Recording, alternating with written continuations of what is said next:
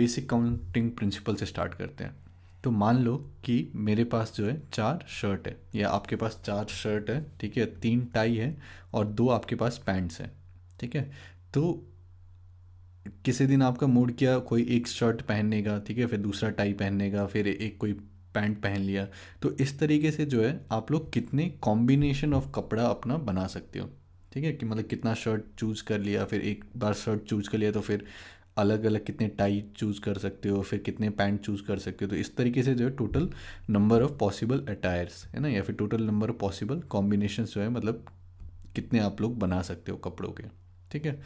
तो मान लो कि मैंने यहाँ से स्टार्ट किया कि सबसे पहले मेरे को एक शर्ट चूज़ करना है। तो शर्ट चूज़ करने का कितना तरीका हो गया, 4 है ना। तो ये मान लो कि पहला शर्ट मैंने चूज़ किया, या फिर दूसरा शर्ट चूज़ किया, या फिर तीसरा, या फिर चौथा।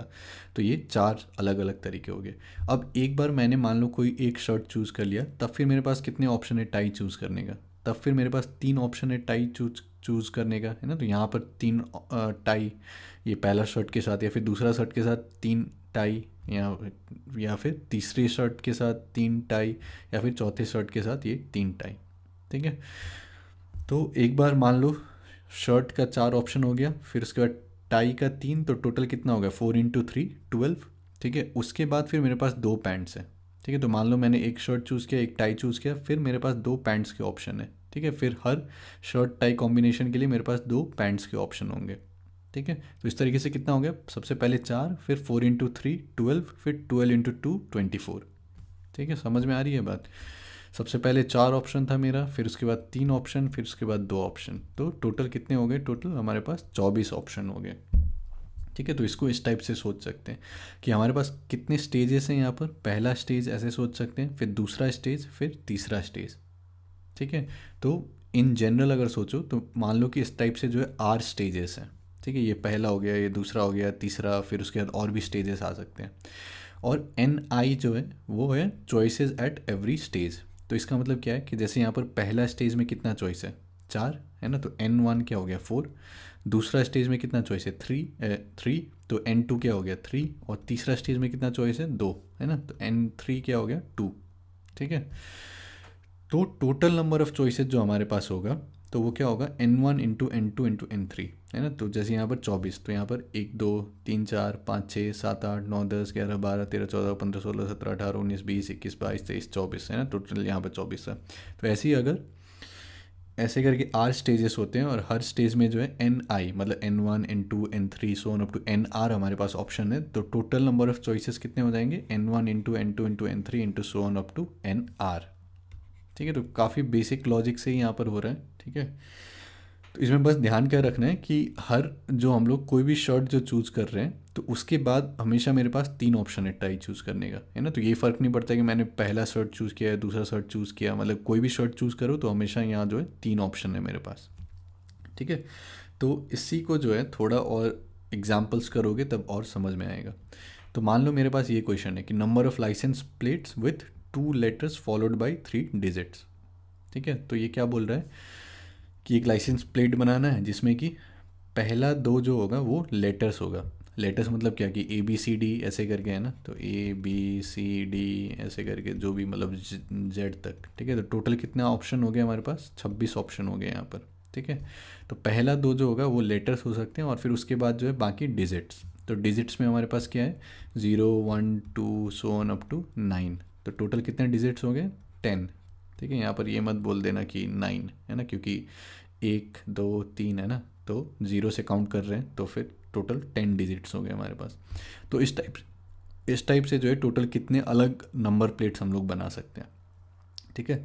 तो सबसे पहला जो है हमारे पास क्या ऑप्शन होगा कि, तो नंबर ऑफ लाइसेंस में 2 लेटर्स 3 डिजिट्स, है ना। तो 1 2 3 4 5, है ना, 5 जगह हम लोग को फिल करना है। तो सबसे पहला वाला क्या करना है, लेटर।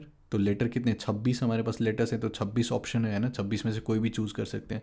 तो यहाँ पर कितने ऑप्शन आ गए, टोटल 26, ठीक है। फिर उसके बाद कोई भी एक लेटर चूज़ कर लिया मान लो, तो फिर दूसरा लेटर चूज़ करना है, तो दूसरे लेटर में फिर से कोई भी 26 लेटर ले सकते हैं, तो फिर से यहाँ पर 26 ऑप्शन हो गया, है ना। तो 26 तो इसको इस टाइप से सोच सकते हो स्टेजेस में कि पहली बार में जो है 26 ऑप्शंस थे, फिर उसके बाद 26 है, ठीक है। तो 26 इंटू 26 इंटू फिर तीसरे में अब नंबर यूज़ करना है ना, डिजिट यूज़ करना है। तो डिजिट यहाँ पर कितने हैं, टोटल 10 डिजिट्स हैं, तो 10 में से कोई भी यूज़ कर सकते हैं, तो हमारे पास 10 ऑप्शन है यहाँ पर। ठीक है। फिर उसके बाद फिर से डिजिट यूज़ करना है, तो फिर से 10 ऑप्शन हो गया, फिर से 10 ऑप्शन। तो यहाँ पर कितना होगा, 26 इंटू 26 इंटू 10 इंटू 10 इंटू 10। ठीक है। तो यहाँ पर 1 2 3 4 5 स्टेजेस हैं। पहला स्टेज में 26 ऑप्शन है, दूसरा स्टेज में 26 ऑप्शन है, तीसरा स्टेज में 10 है, चौथा स्टेज में 10 है, पांचवा स्टेज में 10 है। तो सबको मल्टीप्लाई करोगे तो ये आ जाएगा। ठीक है। अब सेम क्वेश्चन है जिसमें कि रिपीटेशन इज़ नॉट अलाउड।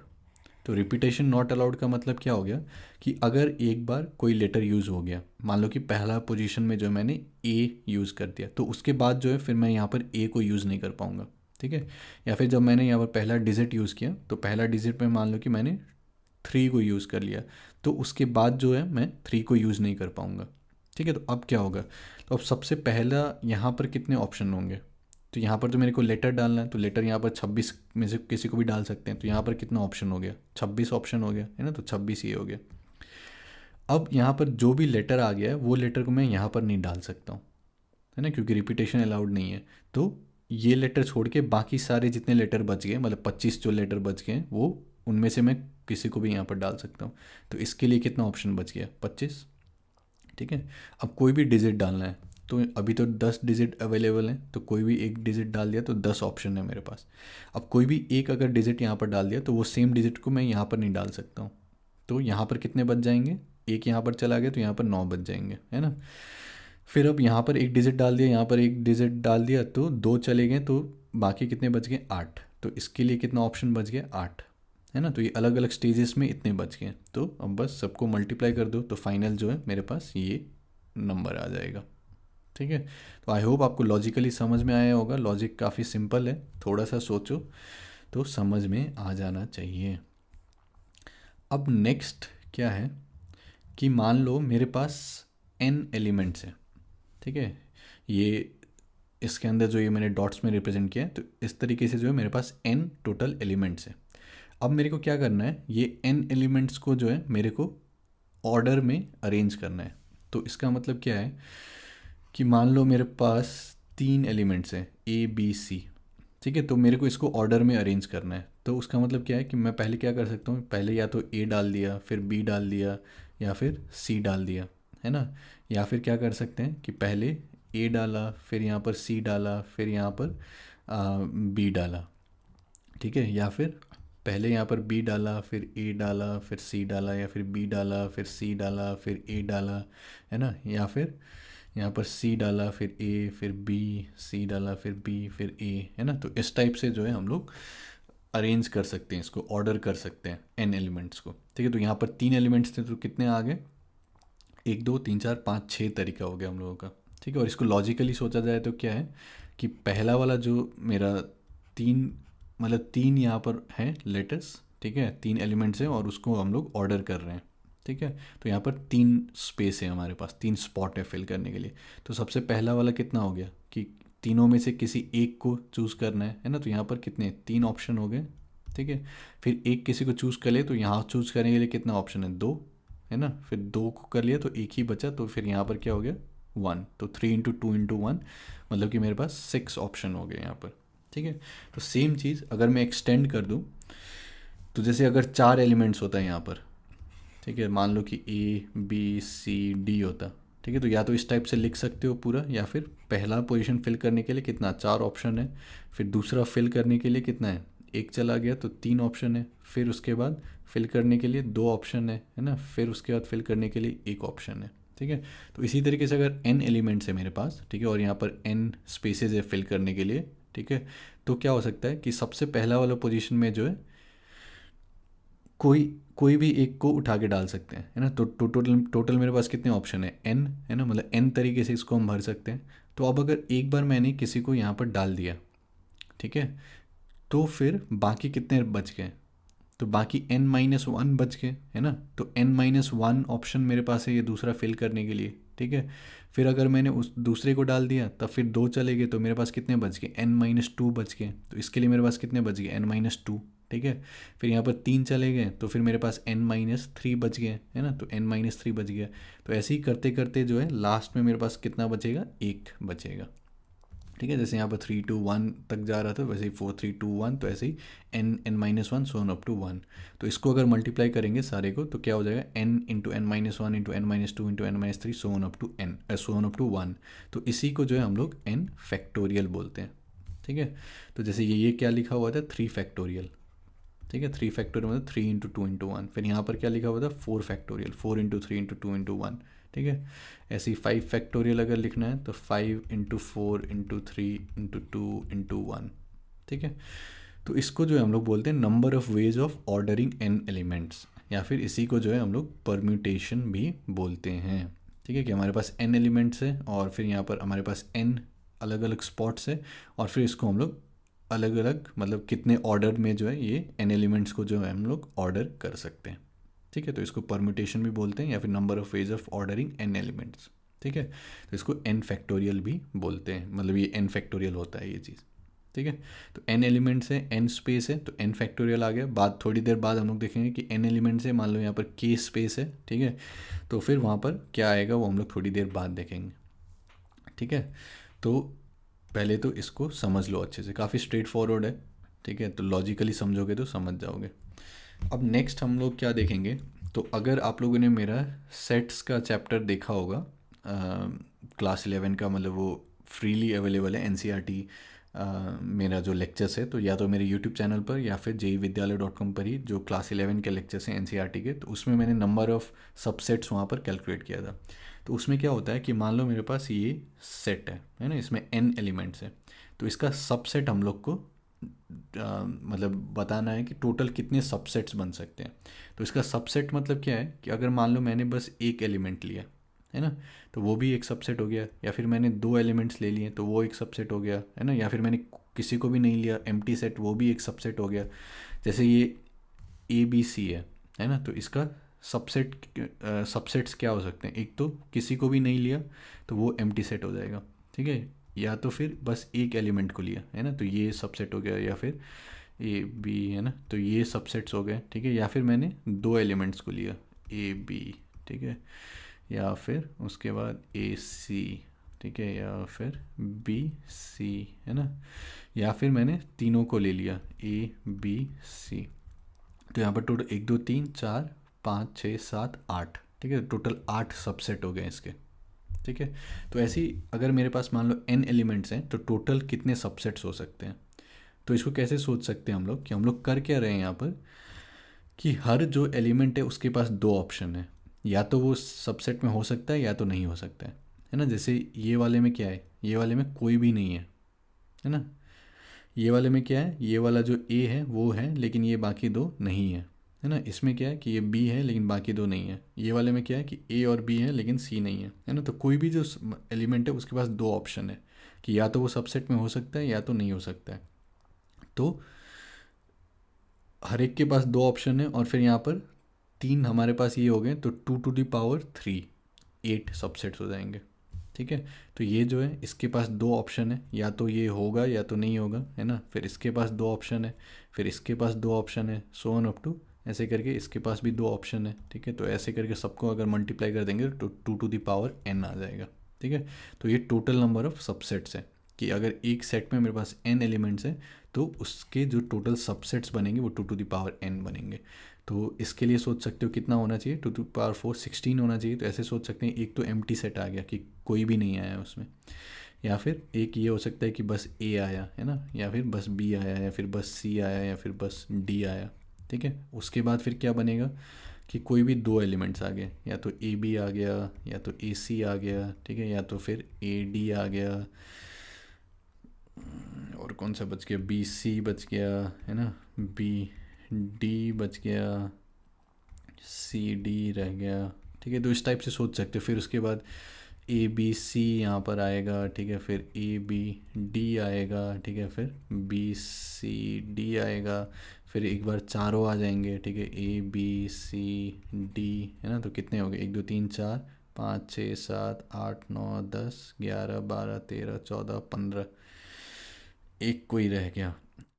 तो एक कौन सा बच गया यहाँ पर, ए सी डी है ना, तो ए सी डी भी आ जाएगा। ठीक है, तो इस तरीके से टोटल कितना हो गया, 1 2 3 4 5 6 7 8 9 10 11 12 13 14 15 16। ठीक है, तो टोटल 16 सबसेट्स आ गए इसके। ठीक है, तो ये जो है एक चीज़ समझ सकते हो।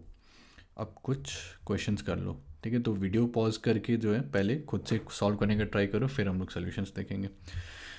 तो यहाँ पर बोल क्या रहा है, given letters A B C D E. ठीक है, तो 1 2 3 4 5 लेटर्स दिया गया है। तो सबसे पहला क्या पूछ रहे हैं, तो पहले खुद से ट्राई कर लो। ठीक है, वीडियो पॉज करो, क्वेश्चन पढ़ो और खुद से ट्राई करो। How many 3 letter strings, that is sequences of 3 letters can be made out of these letters if each letter can be used only once. तो हमारे पास 1 2 3 सीक्वेंस में बनाना है। ठीक है, और हर लेटर जो है वो बस एक बार यूज़ होगा। तो यहाँ पर 1 2 3 4 5 लेटर्स हैं, तो सबसे पहला यूज़ करने का कितना तरीका हो गया, 5 है ना। फिर कोई भी एक लेटर यूज़ हो गया तब फिर उसको फिर से यूज़ नहीं कर सकते। तो इसके लिए कितना ऑप्शन हो गया, 4। ठीक है, तो 5 इंटू 4 इंटू फिर उसके बाद 2 चला गया तो 3 है ना, तो ये कितना हो गया 60। ठीक है, फिर how many subsets does this set this have.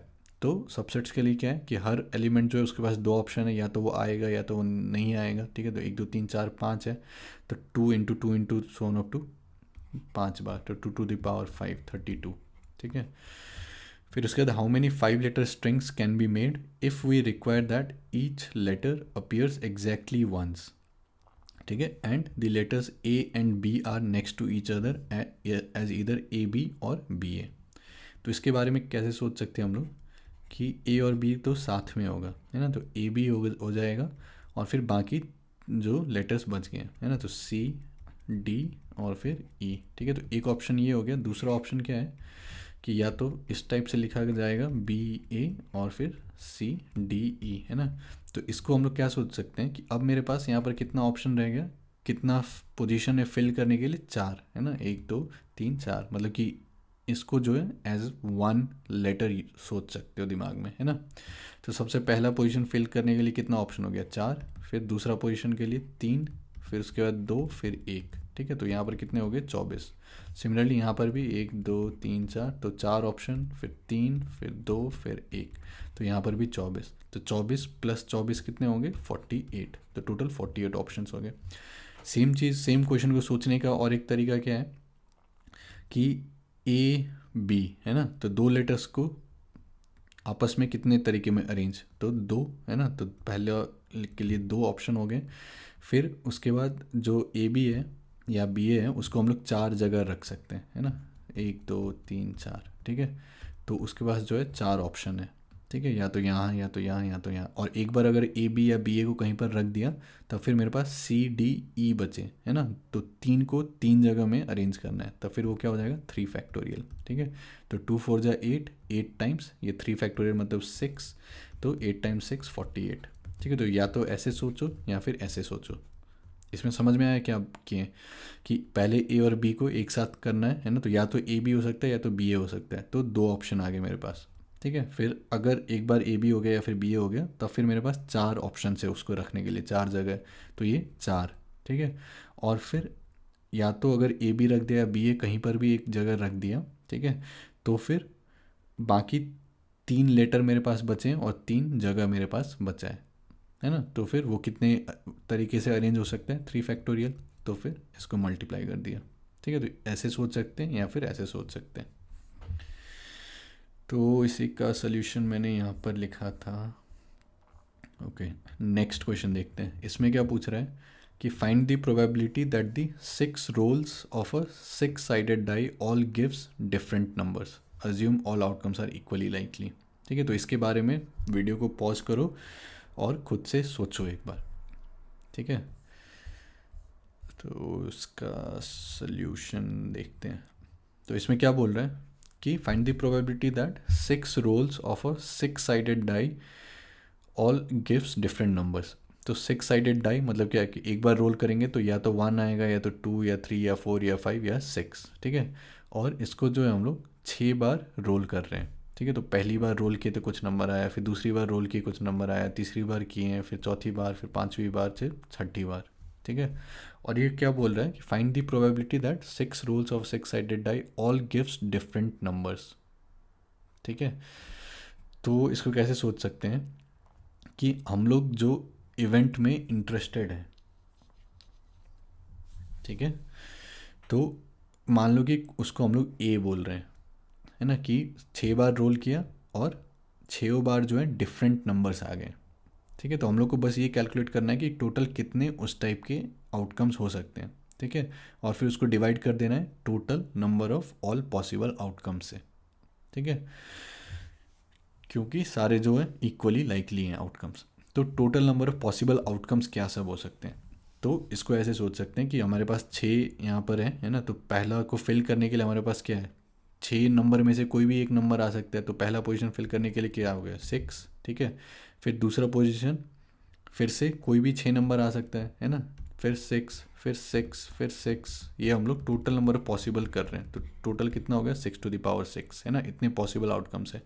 लेकिन जो हमारा इवेंट ए है उसमें हम लोग क्या चाहते हैं कि आउटकम जो है वो कुछ इस टाइप से हो जाए कि पहली बार में मान लो 5 आया, दूसरी बार में 4 आया, फिर 6 आ गया, फिर 3 आ गया, फिर 2 आ गया, फिर 1 आ गया। ठीक है, मतलब कि हर बार जो है अलग नंबर आ रहा है। तो इसको अगर सोचेंगे तो फिर इसमें कितने तरीके से हो सकते हैं कि 1 2 3 4 5 6 ऑप्शन है ना, मतलब 6 बार रोल कर रहे हैं। तो पहली बार में तो जो 1 2 3 4 5 6 है उसमें से कोई भी एक नंबर आ सकता है ना, तो 6 ऑप्शन है हमारे पास। अब कोई भी एक नंबर जो आ गया तो फिर वो फिर से नहीं आना चाहिए, है ना, नहीं तो फिर नंबर रिपीट हो जाएगा। लेकिन यहाँ पर बोला डिफरेंट नंबर्स, तो फिर यहाँ पर कितने ऑप्शन हो गए 5 ऑप्शन। फिर जो 2 नंबर आ गए वो यहाँ पर नहीं आ सकते हैं, तो यहाँ पर कितने ऑप्शन हो गए 4। फिर यहाँ पर कितने ऑप्शन हो गए 3, फिर यहाँ पर 2, फिर यहाँ पर 1, मतलब 6 फैक्टोरियल। ठीक है, तो जो इवेंट में हम लोग इंटरेस्टेड हैं तो वो टोटल कितने तरीके से हो सकता है 6 फैक्टोरियल, और total number of possible outcomes कितने हैं 6⁶। ठीक है, तो 6 फैक्टोरियल डिवाइडेड बाई 6⁶। ठीक है, तो अगर समझ में नहीं आया तो एक बार फिर से देख लो इस पार्ट ऑफ वीडियो को। अब नेक्स्ट जो है और एक क्वेश्चन करते हैं, इसको फिर से वीडियो पॉज करो और खुद से करने का कोशिश करो। इसमें क्या बोल रहा है, you are given this set of letters A B C D E, what is the probability that in a 5 letter string 1 2 3 4 5 in which each letter appears exactly once and with all such strings equally likely the letters A and B are next to each other। ठीक है, तो हमेशा इसमें क्या सोचो कि हमारे पास probability of some event A निकालना है ना, तो ये क्या होगा और इक्वली लाइकली है, तो टोटल जितने भी नंबर ऑफ पॉसिबल आउटकम्स है उससे हम लोग को डिवाइड करना पड़ेगा। ठीक है, नंबर ऑफ पॉसिबल आउटकम से डिवाइड करना पड़ेगा। ठीक है, और जो भी हमारा इवेंट ऑफ इंटरेस्ट है तो वो कितने तरीके से हो सकता है ना। तो सबसे पहले total number of possible outcomes calculate कर लो। ठीक है, तो टोटल नंबर पॉसिबल आउटकम्स क्या होगा कि हमारे पास ए बी सी डी ई है, तो सबसे पहला जो भी है ऑप्शन मतलब फिल करने के लिए वो कितने तरीके हो सकता है 5, है ना, फिर दूसरा 4, फिर तीसरा 3, फिर 2, फिर 1, है ना, तो 5 4 ज़ा 20, फिर 60, फिर 120 हो गया।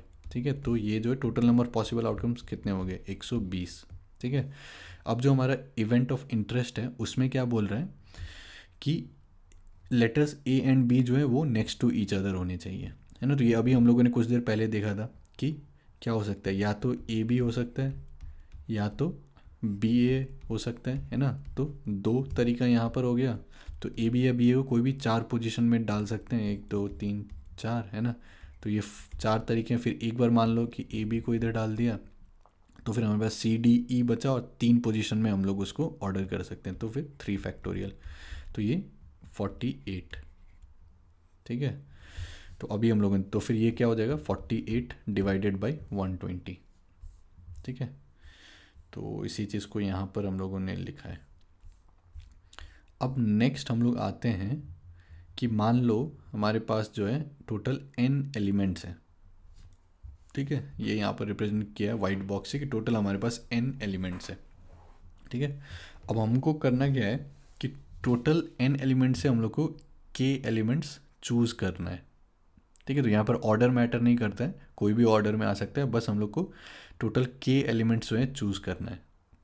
ठीक है, या फिर ऐसे सोच सकते हो कि ये n एलिमेंट्स हैं और n एलिमेंट्स में से हम लोग सबसेट बना रहे हैं, है ना, और फिर हम लोग वो सबसेट ले रहे हैं जिसमें कि k एलिमेंट्स हैं, ठीक है। तो number of k elements subset of a given n element set, मतलब कि कितने अलग अलग k एलिमेंट्स के सबसेट हो सकते हैं। तो जैसे मान लो कि a b c d है ना, तो इसमें से 2 एलिमेंट्स चूज़ करना है। तो उसका मतलब क्या है कि जितने भी हमारे पास सबसेट्स हो सकते हैं, है ना, 2 एलिमेंट्स वाले, तो ए बी हो सकता है, या फिर ए सी हो सकता है, या फिर ए डी हो सकता है, ठीक है, या फिर हमारे पास बी सी हो सकता है, या फिर हमारे पास बी डी हो सकता है, या फिर हमारे पास सी डी हो सकता है, ठीक है। तो हम लोग यहाँ पर क्या कर रहे थे, 4 में से 2 एलिमेंट्स को हम लोग चूज़ कर रहे थे, है ना। तो इसको ऐसे सोच सकते हैं कि या तो 4 में से 2 एलिमेंट्स को चूज़ करें, या फिर ऐसे सोचो कि ये पूरा जितना भी एलिमेंट्स है तो इसका हम लोग सबसेट ले रहे हैं, और जितने भी 2 एलिमेंट्स वाले सबसेट्स हैं उसको हम लोग काउंट करना चाह रहे हैं, ठीक है। तो n एलिमेंट्स में से हम लोग को k एलिमेंट्स चूज़ करना है, ठीक है, या फिर number of k elements subset of a given n element set. तो इसको हम लोग रिप्रेजेंट करते हैं एन सी के से, ठीक है, मतलब n एलिमेंट्स में से हम लोग को k एलिमेंट्स जो है चूज़ करना है, ठीक है। तो इसके टोटल कितने तरीके हो सकते हैं, तो इसको इवेल्युएट कैसे करेंगे, इसको लॉजिकली समझने के लिए हम लोग और एक प्रॉब्लम को सॉल्व करते हैं, ठीक है। तो प्रॉब्लम हमारे पास क्या है कि हमारे पास एक ये पूरा सेट है जिसमें कि टोटल n एलिमेंट्स हैं, ठीक है। अब हम लोग क्या करेंगे कि हम लोग कंस्ट्रक्ट करेंगे एन ऑर्डर्ड सीक्वेंस ऑफ की डिस्टिंक्ट आइटम्स, ठीक है, कि हम लोग ये जो n टोटल एलिमेंट्स हैं उसमें से जो है हम लोग k एलिमेंट्स लेंगे और फिर उनका ऑर्डर्ड सीक्वेंस बनाएंगे, ठीक है, ordered sequence of k distinct items, ठीक है। तो इसको हम लोग 2 तरीके से करेंगे और फिर उसमें से जो है हम लोग NCK का फॉर्मूला डिराइव कर लेंगे, ठीक है। तो सबसे पहला ऑप्शन क्या है कि ये n एलिमेंट्स है हमारे पास, और फिर हम लोग को टोटल k एलिमेंट्स के ऑर्डर्ड हम लोग को सीक्वेंस चाहिए, है ना, ordered sequence of k distinct items. तो फिर हम लोगों ने क्या कर दिया कि ये पहला पोजीशन है, ये दूसरा पोजीशन, ये तीसरा position, so on up to k positions, है ना, टोटल k आइटम्स यहाँ पर है, ठीक है। तो ये जो पहला वाला स्पॉट है उसको कितने तरीके से चूज़ कर सकते हैं, तो यहाँ पर n एलिमेंट्स है तो कोई भी एक एलिमेंट को उठा के डाल दो, है ना, तो यहाँ पर n ऑप्शन आ जाएगा। फिर कोई भी एक को यहाँ पर डाल दिया, तब फिर उसके बाद कितना बच गया, n-1, है ना, तो फिर यहाँ पर कितना डाल सकते हैं, n-1 तरीके से। फिर 2 चला गया तब फिर कितना बच गया, n-2, तो यहाँ पर कितना डाल सकते हैं, n-2 तरीके से। फिर 3 चला गया तब फिर यहाँ पर कितना, n-3, ठीक है, सो ऑन अप टू। फिर जब हम लोग यहाँ पर पहुँच जाएंगे, ठीक है, तो जैसे यहाँ पर सोचो कि अगर हम लोग 3rd पोजीशन पर हैं तो यहाँ पर कितना चला गया, 2 चला गया, है ना, तो n-2। तो ऐसे ही अगर हम लोग k पोजीशन पर आएंगे तो कितना चला जाएगा, k-1 चला जाएगा, तो n-k-1, तो n-k-1, है ना, मतलब कि n-k+1 तरीके से इसको फिल कर सकते हैं, ठीक है। तो टोटल कितना तरीका हो गया k order sequence of k distinct elements बनाने का, n into n-1 into n-2 so on up to n-k+1, ठीक है। तो इसको और कैसे सोच सकते हैं हम लोग कि इसको हम लोग n factorial divided by n-k factorial लिख सकते हैं, ठीक है। वो कैसे आ गया कि हमारे पास n-1 है, n-2 है ना, सो ऑन अप टू n-k+1 है, ठीक है। और फिर अगर मैं यहाँ पर n-k फैक्टोरियल लिख दूँ, ठीक है, तो ये पूरा क्या हो जाएगा, n फैक्टोरियल हो जाएगा ये चीज़। थोड़ा सा सोचो क्यों हो जाएगा n फैक्टोरियल, क्योंकि n-k+1 है, फिर यहाँ पर क्या आएगा, n-k, है ना, फिर n-k-1, फिर n-k-2 so on up to, ये जाते जाएगा और फिर लास्ट में 1 आ जाएगा। तो ये जो है हम लोग का पूरा n फैक्टोरियल आ जाएगा, ठीक है। तो इसको हम लोगों ने इसी को बस इस चीज़ को जो है इस फॉर्म में लिखा है कि n factorial divided by n-k factorial, तो इसको n-p-k भी लिख सकते हैं, ठीक है। तो ये परम्यूटेशन का फॉर्मूला भी इसको दिमाग में रख सकते हो कि n एलिमेंट्स हैं उसमें से हम लोग k elements, ordered sequence of k distinct elements हम लोग यहाँ पर बना रहे हैं, ठीक है। तो ये जो है ये हमारा n-p-k हो गया, ठीक है। तो ये एक तरीका हो गया बनाने का कि पहला ऑप्शन, पहला जो पोजीशन था उसमें कोई भी n एलिमेंट्स ले लो, फिर दूसरा जो पोजीशन है उसमें कोई भी मतलब n-1 जो बचा है उसको ले लो, फिर उसके बाद n-2 जो बचा है उसको ले लो, and so on up to n-k+1। तो ये सबको मल्टीप्लाई कर दो, तो ये एक तरीका हो गया। अब सेम काम करने का क्या तरीका है कि पहले आप k एलिमेंट्स को जो है चूज़ कर लो, ठीक है, पहले आप k एलिमेंट्स को चूज़ कर लो, उसके बाद वो जो k एलिमेंट्स हैं उसको आपस में ऑर्डर कर दो, ठीक है, समझ में आई बात। तो k एलिमेंट्स को आपस में k पोजीशंस में ऑर्डर करने में कितने तरीके से कर सकते हैं, k फैक्टोरियल है ना, ये हम लोगों ने देखा था कि अगर हमारे पास n एलिमेंट्स हैं और फिर n वहाँ पर पोजीशंस हैं तो फिर क्या होगा, n into n-1 so on up to last में 1 बचेगा तो n फैक्टोरियल हो जाएगा। तो ऐसे ही अगर मेरे पास k एलिमेंट्स हैं और फिर k पोजीशंस में मेरे को उनको ऑर्डर करना है तब फिर वो क्या हो जाएगा, k फैक्टोरियल हो जाएगा, ठीक है, k फिर k-1 ऐसे ही करके 1, ठीक है, तो k फैक्टोरियल पोजीशन हो जाएगा, k फैक्टोरियल ऑप्शंस हो जाएंगे हमारे पास, ठीक है। तो यहाँ पर हम लोग स्टेजेस में कर रहे हैं सेम काम को, ठीक है। तो ये क्या हो जाएगा कि NCK multiplied by k factorial is equal to this thing, ठीक है। तो NCK into k factorial is equal to n factorial by n-k factorial. तो यहाँ से NCK का क्या फॉर्मूला आ जाएगा, n factorial divided by n-k factorial into k factorial, ठीक है। तो ये जो है कॉम्बिनेशन का फॉर्मूला जो है कुछ इस टाइप से डिराइव कर सकते हैं। अगर समझ में नहीं आया ये चीज़ तो एक बार फिर से वीडियो देखो। तो हम लोग कर क्या रहे हैं बेसिकली कि हमारे पास n एलिमेंट्स थे, है ना, उसमें से हम लोग को k एलिमेंट्स को चूज़ करना है, ठीक है। तो उसको जो है हम लोगों ने ये फॉर्म में लिख दिया कि NCK होगा वो, ठीक है। अब इसको कैलकुलेट कैसे करेंगे, तो हम लोग कर क्या रहे हैं कि अगर हमारे पास n एलिमेंट्स हैं और फिर n एलिमेंट्स को अगर हम लोग को सारे को ऑर्डर करना है तब फिर वो कितना होता था, n फैक्टोरियल होता था। लेकिन हम लोग सारे को नहीं कर रहे हैं, हम लोग क्या कर रहे हैं कि n एलिमेंट्स में से जो है हम लोग k डिस्टिंक्ट आइटम्स को ऑर्डर कर रहे हैं, ठीक है, ordered sequence of k distinct items. तो उसमें क्या होगा कि पहला वाला के लिए n ऑप्शन रहेगा, ठीक है, फिर उसके बाद n-1 ऑप्शन, फिर n-2, फिर n-3 and so on up to फिर लास्ट में n-k+1, ठीक है।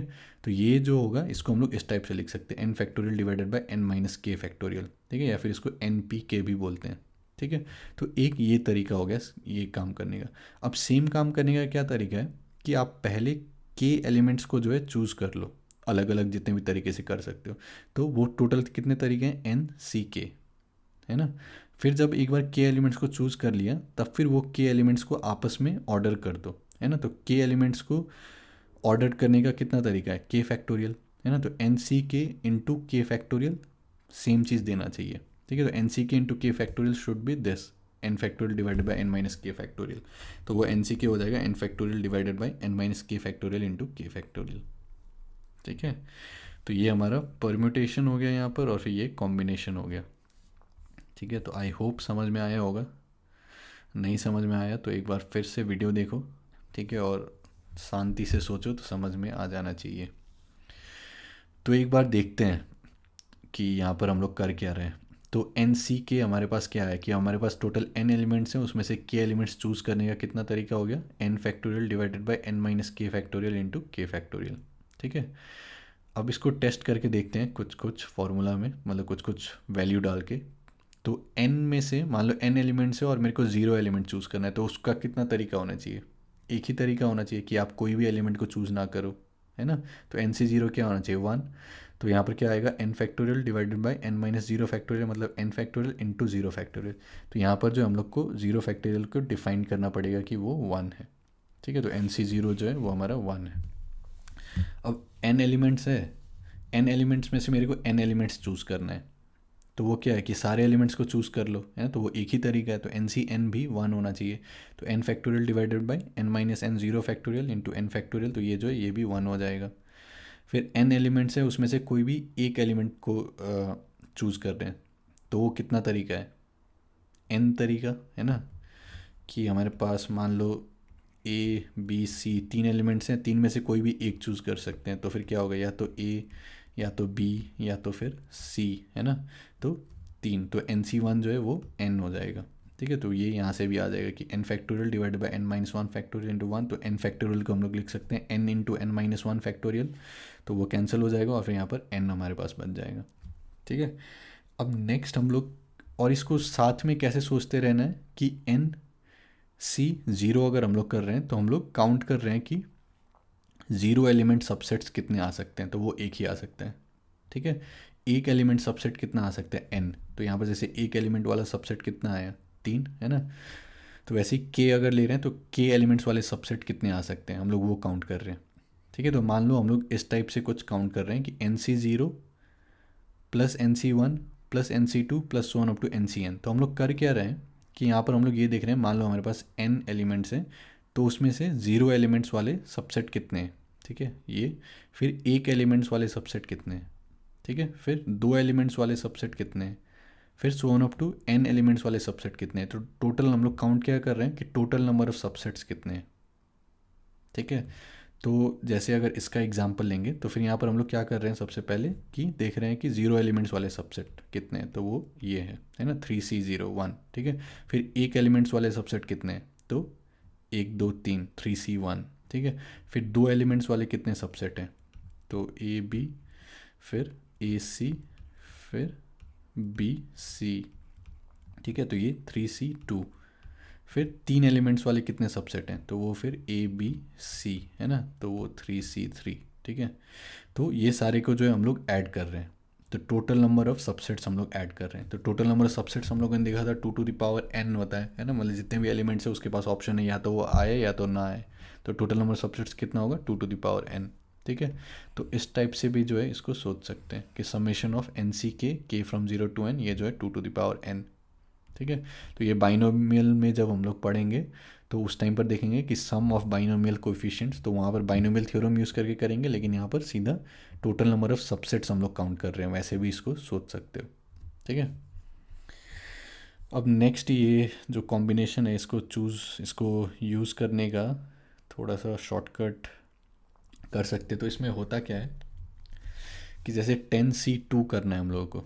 ठीक है, 10c2, तो ये क्या होगा 10 factorial divided by 10 minus 2 8 factorial into 2 factorial, है ना।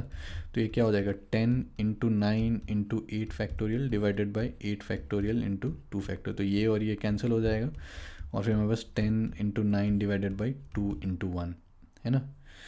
तो यहाँ पर फिर 10c3 अगर करना है तो 10 factorial divided by 10 minus 3 7 factorial into 3 factorial. तो 10 into 9 into 8 into 7 factorial divide by 7 factorial 3, तो ये और ये कैंसिल। तो 10 into 9 into 8 into divided by 3 into 2 into 1। ठीक है। तो इसमें हो क्या रहा है कि जैसे 10c2 है यहाँ पर, तो फिर क्या करो कि 2 एलिमेंट्स को यहाँ पर लिख दो, है ना, 10 इंटू 9। ठीक है। फिर डिवाइड बाई 2 इंटू 1 कर दो बस। ठीक है। तो ये शॉर्टकट है। 10c3, तो 3 एलिमेंट्स लिख दो यहाँ पर 10 इंटू 9 इंटू 8, फिर नीचे में 3 इंटू 2 इंटू 1। ठीक है। तो 10c4 अगर लिखना है तो 10 इंटू 9 इंटू 8 इंटू 7, 4 एलिमेंट्स यहाँ पर लिख दिया और फिर 4 इंटू 3 इंटू 2 इंटू 1। अगर मान लो 5c2 लिखना है, ठीक है, तो 5 और 4 2 एलिमेंट्स को लिख दिया और फिर 2 इंटू 1। ठीक है। तो थोड़ा सा टाइम बच सकता है इस टाइप से लिखने से, नहीं तो फिर सेम चीज़ ये करो कि 5 factorial divided by 5 minus 2 3 factorial into 2 factorial. तो ये क्या हो जाएगा 5 इंटू 4 इंटू 3 फैक्टोरियल। तो 3 फैक्टोरियल कैंसिल हो जाएगा और फिर यहाँ पर 2 इंटू 1, है ना। तो सेम चीज़ कर रहे हैं, बस ये वाला जो स्टेप है थोड़ा सा रिड्यूस हो जाएगा। तो जैसे 6c3, तो क्या करना है 3 एलिमेंट्स लिखना है 6 5 4 और फिर डिवाइड बाई 3 इंटू 2 इंटू 1। ठीक है। और इसको सोच कैसे सकते हैं कि 6 फैक्टोरियल डिवाइडेड बाई क्या हो रहा है 3 फैक्टोरियल इंटू 3 फैक्टोरियल। तो 6 इंटू 5 इंटू 4 इंटू 3 फैक्टोरियल आएगा, जो कि यहाँ पर कैंसिल हो जाएगा। तो फिर यहाँ पर बस 3 इंटू 2 इंटू 1। ठीक है।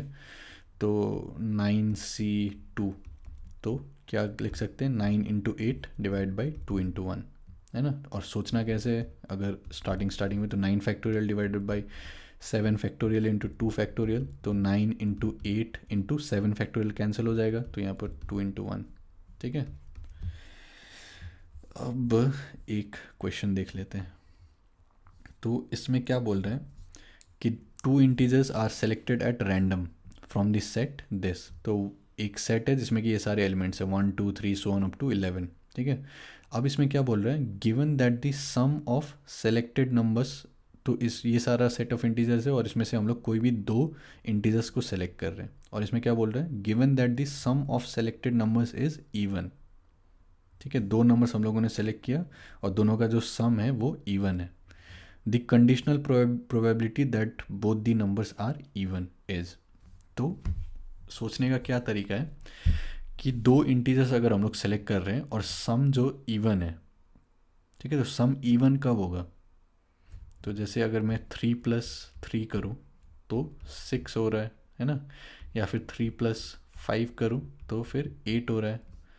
तो दोनों ऑड है तब फिर इवन है सम, या फिर दोनों अगर इवन है तब फिर इवन है सम, लेकिन अगर एक इवन और एक ऑड हो जाए तब फिर ये ऑड हो जाएगा, है ना।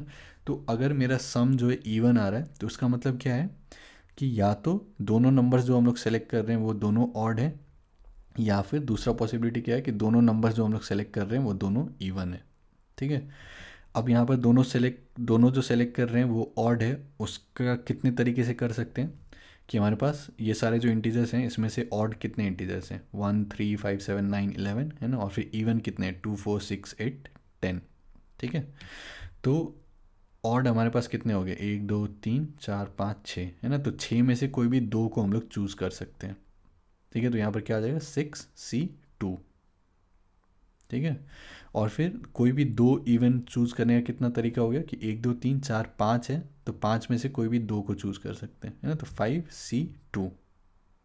ठीक है, तो 6C2 का क्या फॉर्मूला हो जाएगा, 6 × 5 डिवाइड बाई 2 × 1, है ना, तो 3 × 5 15, और फिर 5C2 का क्या हो जाएगा, 5 × 4 डिवाइड बाई 2 × 1, तो 10। ठीक है, तो यहाँ पर ये कंडीशनल प्रोबेबिलिटी मतलब क्या कि it is given that the some is even.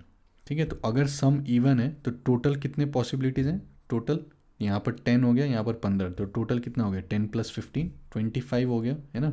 और 25 में से हम लोग को क्या चेक करना है कि both the numbers are even, तो उसके कितने पॉसिबिलिटीज़ हैं, 10, तो 10/10 + 15। ठीक है, तो 10/10 + 15 मतलब 10/25। ठीक है, तो 5 2 ज़ा 5 5 ज़ा, तो यहाँ पर 2/5 आ जाएगा। ठीक है, समझ में आया।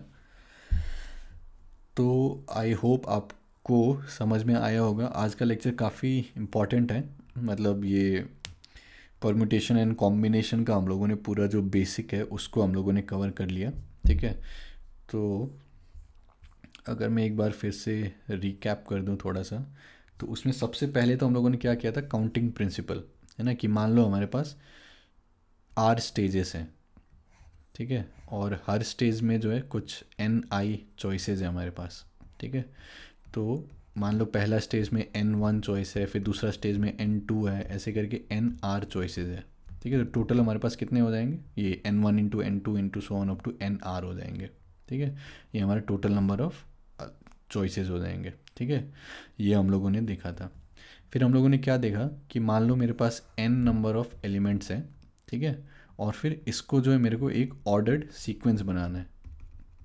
ठीक है, तो यहाँ पर क्या हो सकता है कि पहला जो पोजीशन है वहाँ पर n तरीके से डाल सकते हैं, फिर कोई भी एक को डाल दिया तो फिर बाकी कितने बचे, n-1, तो यहाँ पर क्या होगा, n-1। ठीक है, फिर यहाँ पर 2 चले गए तो यहाँ पर कितना बचा, n-2, and so on up to last में फिर क्या हो जाएगा, 1। ठीक है, तो n फैक्टोरियल हो जाएगा ये। ठीक है, या फिर इसको परम्यूटेशन भी कहते हैं हम लोग। ठीक है, कि n एलिमेंट्स को जो है हम लोग n यहाँ पर स्पॉट्स हैं और फिर उसमें जो है हम लोग ऑर्डर कर रहे हैं इसको। ठीक है, फिर हम लोगों ने क्या देखा कि अगर मान लो n एलिमेंट्स हैं और उसमें से हम लोग बस k एलिमेंट्स को ऑर्डर कर रहे हैं। ठीक है, बस k एलिमेंट्स को, तो पहला पोजीशन में कितना होगा n, फिर दूसरा पोजीशन में कितना होगा n-1, फिर n-2, और ऐसे करते करते n-k+1। ठीक है, तो ये सबका जो प्रोडक्ट लेंगे अगर हम लोग, तो फिर वो क्या हो जाएगा, n factorial divided by n-k factorial. ठीक है, या फिर इसको NPK भी कहते हैं हम लोग। ठीक है, अब ये सेम चीज़ करने का क्या तरीका है कि पहले आप k एलिमेंट्स यहाँ पर चूज़ कर लो। ठीक है, k एलिमेंट्स चूज़ कर लो, तो उसका करने का क्या तरीका हो गया, NCK। फिर जब k एलिमेंट को चूज़ कर लिया, फिर k एलिमेंट को जो है आपस में ऑर्डर कर दो, है ना, तो वो कितने तरीके से कर सकते हैं, k फैक्टोरियल तरीके से। तो NCK × k factorial should be equal to this thing, n factorial divided by n-k factorial. ठीक है। तो यहाँ से क्या आ जाएगा, एन सी के क्या आ जाएगा कि N factorial divided by N minus K factorial into K factorial. ठीक है। तो इन समरी ये हम लोगों ने किया है। ठीक है। तो थोड़ा सा अगर पहली बार सुन रहे हो तो थोड़ा सा अजीब लगेगा, लेकिन अगर लॉजिक समझे हो तो फिर धीरे धीरे जितना क्वेश्चन सॉल्व करोगे उतना जो है दिमाग में ये डलते जाएगा।